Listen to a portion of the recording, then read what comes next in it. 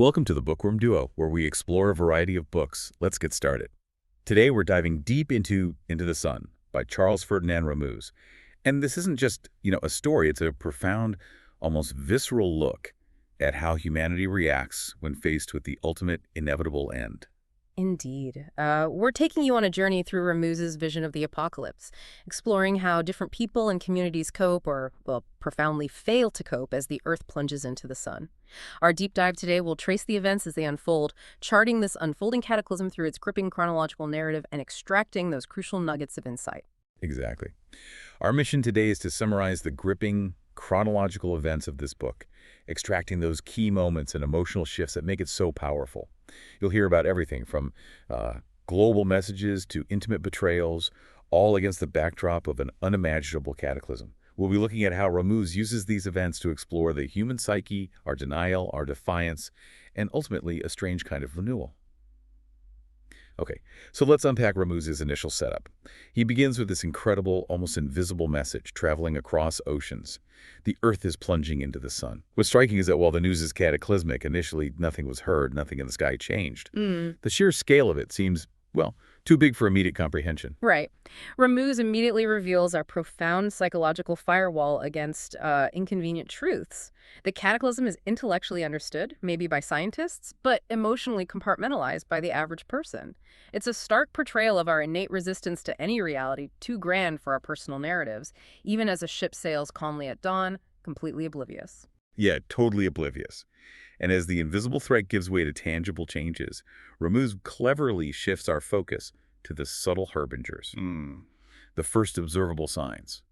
An extreme 3-month drought in July, pushing temperatures to a scorching 100 degrees Fahrenheit. Yet people are mostly commenting on the beautiful sky and the promise of excellent wine. The gardener, Guigné, he's frustrated, sure, but only about watering his wilting lettuce. It makes you wonder, doesn't it? How easily do we rationalize the abnormal? Despite great warm winds, very big stars like paper lanterns, people flocking to the lake for coolness, the general sentiment is still one of, nothing but this drought. Ramuz illustrates how easily we cling to familiar explanations, even as nature's shifts become undeniable. The human perception is just slow to catch up. That slow catch-up is palpable. So the early harbingers are dismissed, but then the news finally breaks. Ramuz shows it initially met with disbelief by the newspaper editors, but eventually it's emblazoned on the front page. But even then, imagination fails. A woman reads the news aloud and her neighbor just says, "What do I care?" That's Ramuz's masterstroke in depicting widespread denial, I think. He shows how our own world is so small, reaching only as far as our eyes can reach. A farmer reads the news but hasn't understood because it's too big. This chapter just underscores the inertia of daily life and the human capacity for denial in the face of overwhelming truth. Even as the sun turns red-orange, then red-red, then red-black, people cling to their routines and this idea of the fixedness of things. Right, the routine is everything. And as the news continues to filter down into daily life, we see people reacting in such different ways. In the grocery store, Madame Cortese cries out, "My God, my God!" But a carpenter dismisses it, says it's a newspaper lie to sell copies. People are still buying sugar, bread, wiping sweat from their brows, insisting it's lies. Nonsense. But what's compelling here is the internal struggle. That creeping realization. The absence of the lake, which was always there, starts to subtly frighten people. It's a constant that's changing. In a cafe, a man voices the terrifying idea. Altogether.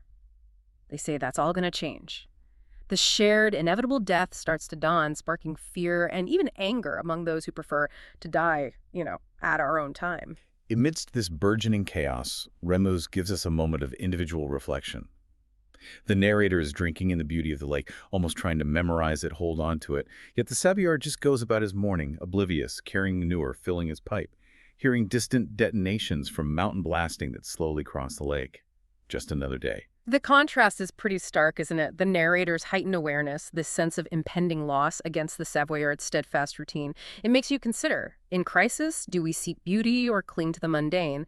And that slow, almost indifferent bang of the detonation. It foreshadows the creeping inevitable end, like a big bubble rising to the surface, unnoticed until it bursts. Definitely. And here's where we get a really profound character arc with Jules Gavelet, the broker.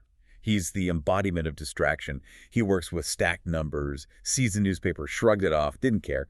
Even at the cinema, watching newsreels of the world, he's clueless. But then the thought hits him.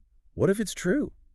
Suddenly, he realizes he hasn't known life and therefore hasn't known death. He's plunged into this existential dread, can't sleep. Gavelet's breakdown isn't just individual, it's Ramuz's masterclass in depicting existential awakening. It's huge.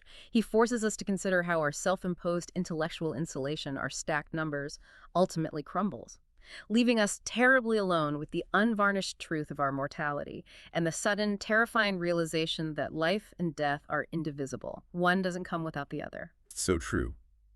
And as individuals grapple with this truth, the collective consciousness also shifts. The narrator takes a tram, and the public conversation is now very different. People discuss the end, not with denial anymore, but with a sort of fatalistic humor. We'll go together instead of going alone. The conductor reveals a chilling prediction. The temperature will rise 1 degree each day, from 93 degrees to 200 degrees hell. Yeah, that marks a significant shift from individual realization to a collective, though still varied, understanding. The increasing heat isn't just a drought now, it's clearly a direct consequence of the Earth's plunge and the appearance of police officers in front of the National Bank. That signals a breakdown of order, even before the full impact hits. Ramuz highlights the societal fissures just beginning to appear. And at the bank itself, fear takes hold. People initially gather out of concern for, well, your money. Practical fears first. A state council proclamation meant to reassure only scares you, backfires completely. The fear literally changes people's faces, becomes contagious. You can see it painted on every expression. It's compelling, Ramuz asks. What do we prioritize when facing ultimate destruction? He suggests it's often our most tangible, immediate concerns, money. But the new color of the sun and the trembling rooftops, those are undeniable external realities. The narrator's internal star is setting, reflecting this internal collapse, mirroring the external one. Meanwhile, a completely different reaction emerges in the poor neighborhoods. The word there is freedom. People see the end as an equalizer. There's singing, breaking open shops, feeling they can do whatever we want. There's this muffled noise like marching troops suggesting an impending revolution. Yeah, this is the societal response to the breakdown of order. It's raw.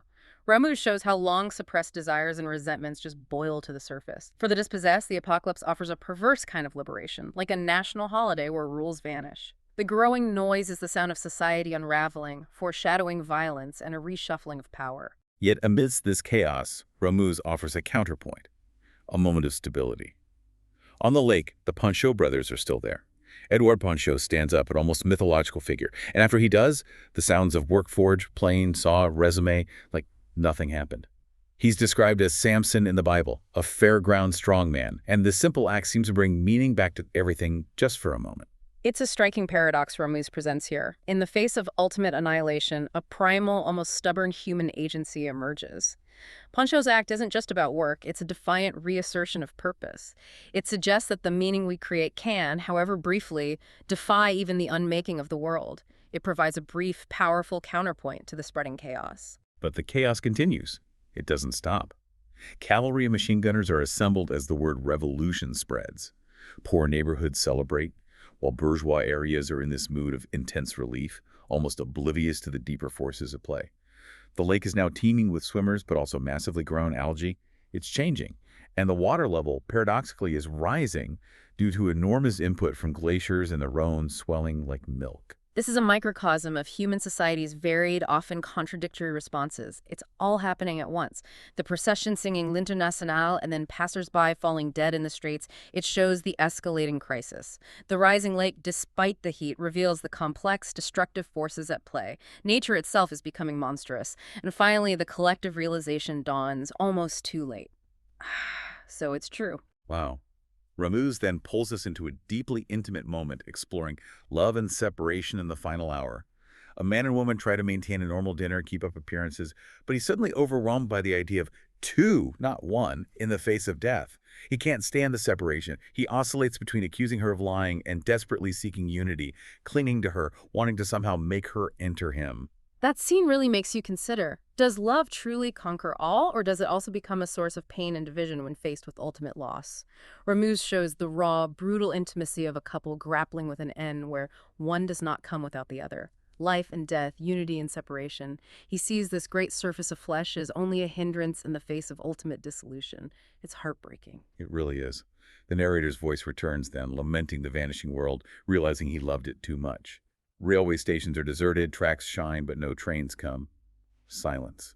He reflects on his inability to choose, his attachment to all of creation. He recalls past joys in the vineyards, but knows it'll be as if it hadn't ever been. Gone forever. This is such a poignant moment of universal despair. Ramuz expands the focus to encompass all of history, all of humanity. Silence and night everywhere descend. The chilling realization is that everyone is left alone with their questions, naked on their beds, fighting their own skin. There's no longer any difference between rich and poor, sick and healthy. It's a true leveling. A powerful image follows. The narrator salutes absent labor. He addresses the gentlemen of Laveau, honoring their incredible work in building the vineyard terraces, a great slope men made by hand, generations of work. He sees this coastline, sculpted over generations. But as he arrives in the overly bright day, they are gone, just lying flat at the foot of their walls, motionless. His greetings go unanswered. It raises such a profound question about the legacy of human effort, doesn't it? Yeah. The narrator honors this monumental labor that shaped the land, only to find it deserted. It's a powerful image of man's struggle against nature and nature's ultimate indifferent victory. What does our work mean if no one remains to witness it and the very land is unmade? Heavy stuff. Yeah. Then, Ramuz gives us the spark of destruction. Things turn violent. A man arrives at a dry stream bed where a crew is working, telling them to drop those tools, it's all over now. He proclaims, "We don't pay anymore. We'll never pay again. We drink for free. The rules are gone." This shifts something inside them. They enter a cafe, demand drinks, tie up the owner, smash a wine barrel. They discover this greater pleasure than drinking in unmaking. Destruction itself becomes a goal. They light the cafe on fire and march towards town singing. This is a pivotal moment in the societal collapse. The external hindrance of rules and social contract is revealed to be internal. Once that psychological block is removed, chaos just erupts. The shift from denial and work to rebellion and destruction, from making to unmaking, shows the terrifying fragility of order when fundamental rules are broken and, well, blood begins to flow. And as machine gun fire echoes in town, electricity is out, streets deserted, flames turn the sky red. Ramuz turns his gaze to despair in domesticity.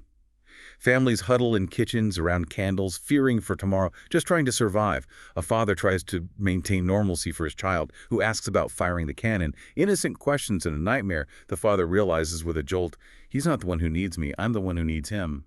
It's a deeply intimate look at the human struggle against the inevitable. The lack of air and lack of confidence, the blinking windows like half-open eyes. Ramuz paints such a vivid picture of claustrophobia and despair, and the father's realization, it speaks volumes about the innocence of children. How, in the face of oblivion, perhaps their simple acceptance is what we as adults truly need to cling to. Then Ramuz shows a completely different kind of surrender in a final desperate party. At a hotel, staff arrange candles, women dress up, trying to be more than they are, a last gasp of normalcy, or maybe fantasy. Music and dancing begin, intensifying as inhibitions are shed.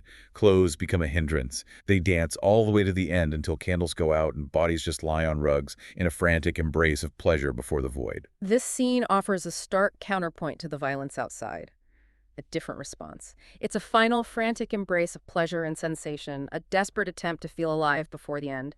The image of the aigrette shines, stops shining, it shines again, perfectly captures this flickering, ephemeral joy in the face of absolute despair. It's fleeting. The physical destruction just keeps spreading. The vast rail network burns red, trains explode. Dead bodies are everywhere, including the poor bowling pin collector and horses by barricades. Airplanes flee toward the mountains, escape. But some, Ramuz notes, flee internally. For them, it's in their head, and it's within themselves that they flee. Yet, they are prisoners of what is round, of what is perishable and round. No escape, really. This brings the physical destruction into sharp focus, but Ramuz introduces that profound concept of internal escape, the mind's attempt to outrun reality. The paradox of being prisoners of what is round is such a powerful, thought-provoking image.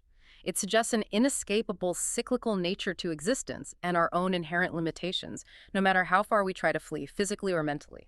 Amidst this widespread ruin, the narrator delivers his final farewell to the world. It's quite moving. He addresses the Rhone and the vanishing landscapes, acknowledging their temporary beauty. He says hello, and I will say hello to you again, but also, heartbreakingly, I am at the end of loving you. He claims to contain the world now, rather than being contained by it, having learned its rhythms through his art. A truly fascinating shift in perspective, isn't it? The narrator almost transcends the physical end through his art and understanding. It feels earned. It's a beautiful, if melancholy, ode to the world he's about to lose, a final act of appreciation and artistic mastery over what is inevitable.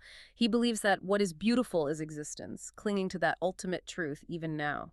Ramuz then introduces the basket maker's solitary acceptance. Such a memorable character. An old basket maker carrying his wares becomes a symbol of solitary observation, just watching. He witnesses the white column, the encroaching sun in the sky. He finds the inn abandoned, no one left, everyone's gone. He accepts his fate, saying simply, "It's good even when it's bad, and it's beautiful even when it's ugly." This character embodies a profound acceptance. It's almost serene. Despite the horrors, he finds a way to affirm life, right to the end. His quiet solitude, his silent observation of the white column in the sky, highlights a different kind of resilience. Not fighting, but accepting the truth of existence, even its end, until his lips are moving, but we don't hear what he says. But this acceptance isn't universal, far from it. We see a futile quest for water and rejection. A man desperately leads 8 animals to the lake for water, as all other sources are dry. Primal need. But the heat is so intense the lake water itself is boiling, and the animals resist. It hurts them. The old basket maker reappears, observing suffering everywhere, only to be turned away by armed men in a village who tell him to go far. No room. It's a stark portrayal of the breakdown of community and the raw fight for survival. Brutal. Water, the most basic necessity, becomes a source of pain, not relief. The basket maker's rejection, despite his passive acceptance, underscores the harsh, every man for himself reality that has taken hold. We're forced to die alone, Ramuz seems to be saying through this. As societal structures completely disintegrate, villages become armed republics, guarding their borders. It's reminiscent of olden days when they were surrounded by walls and moats. History repeating itself? Sort of. Pancho goes fishing again, proclaiming, "Now you've fallen into our care and we'll have to feed all of you." Still trying to provide. Meanwhile, others like Louis Boucher, Cortese, and Delisert man posts shooting at prowlers, defending their small territory. And the sun. It's now a moon, but 3 or 4 times bigger, dark red, and we could look at it. It no longer hurts our eyes. It's compelling how the human instinct to create new orders, new boundaries, persists even as the world ends. These republics are a desperate attempt to impose control amidst absolute chaos. And the description of the sun transforming into this dark, red, moon-like entity, no longer painful to look at, it signifies a profound, almost final shift in nature's power over humanity. A grim beauty. Gavilet returns then, for his final confrontation. It's intense. He's in his room, alone, confronting himself in the mirror, struggling with his past, his regrets, his essential poverty, everything he didn't do. He tries to rationalize, then calls out, realizing he's done nothing wrong technically, but facing a judgment written inside him. He takes out his revolver, ready to meet death through fear of death itself. This is such a powerful psychological dive. Ramuz portrays the ultimate internal struggle, the mind's final battle against itself. The paradox of going to meet death through fear of death is a profound insight into the human condition. It's an inescapable trap, where the fear of falling is precisely what makes us fall. For Gavilet, the physical end is preceded by a complete internal collapse. Then comes the ultimate communal surrender, depicted in The Desperate Swim. This is hard to read. People flock to the lake, now the color of wet dirt with blackened floating bodies. Horrific. They cannot live on land anymore due to the unbearable heat. They enter the water, struggling, slipping on mossy pebbles. A woman kisses her child goodbye, throws him into the water, and others follow her example. A desperate act of mercy, maybe. A man curls up on the sand, accepting his end, as in the belly of a woman. This is one of the most harrowing scenes, illustrating the final communal surrender to the elements, the act of the mother and child. It's both desperate and tender, a final act of protection against unbearable suffering. And the imagery of the man curling up, as in the belly of a woman, suggests a return to the very beginning, a cyclical understanding of life and death, as no one worries about anyone anymore. Ramuz then gives us Vitos' absurd dance and the world unmaking itself. It's bizarre. Vitos dresses in women's clothes, dances in the rising lake water, laughing at the absurd situation, and an old couple arguing over lost money. He then finds dead bodies, becomes enraged, and is himself strangled, making a sound like a fountain makes as it runs dry. Pancho's boat is seen keel in the air, houses lean, ceilings fall. Barry the baker's dog is dead, everything is breaking down. The world is vanishing, Ramos writes, and it happens on its own, apart from men. Vitos' journey is a descent into grotesque absurdity, a kind of dark humor in the face of annihilation. His death, like the unmaking of the world, happens with this chilling indifference. The collapse of the physical world, from homes to the dog Bari, underscores Ramuz's theme of nature's ultimate power and the futility of human constructs. Desperate for refuge, people put their faith in height, climbing to high mountain regions like the Ark. A last hope. They believe the rocks will provide shelter. But even here, flight to the mountains brings further disillusionment. There's no escape. The torrent speaks with continuous tremors and completely white water that's no longer safe.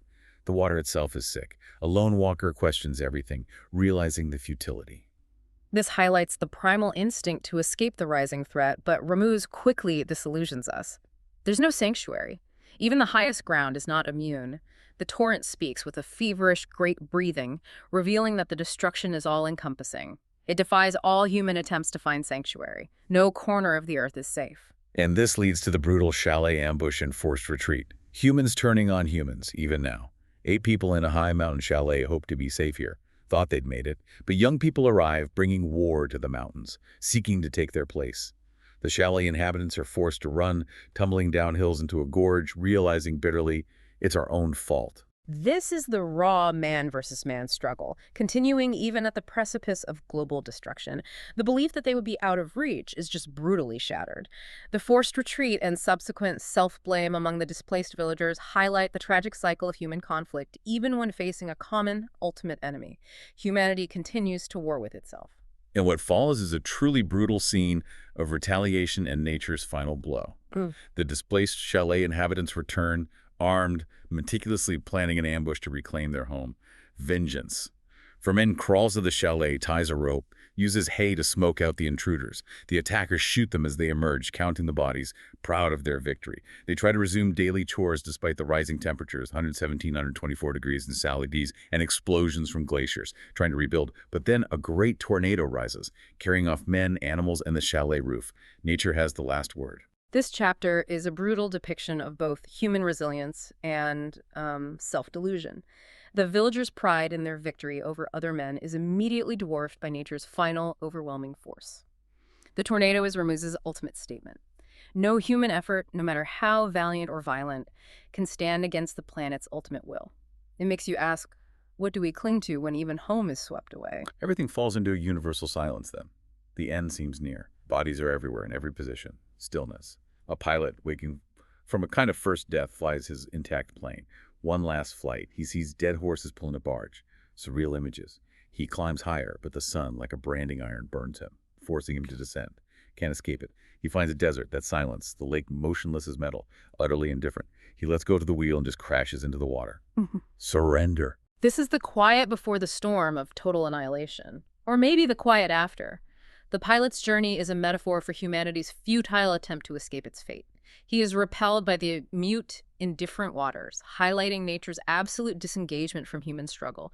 His final, deliberate crash into the water is a powerful image of ultimate surrender, convinced that he is a disruption in the universal silence. But then, against all odds, Ramuz offers a startling new beginning. It's not quite the end.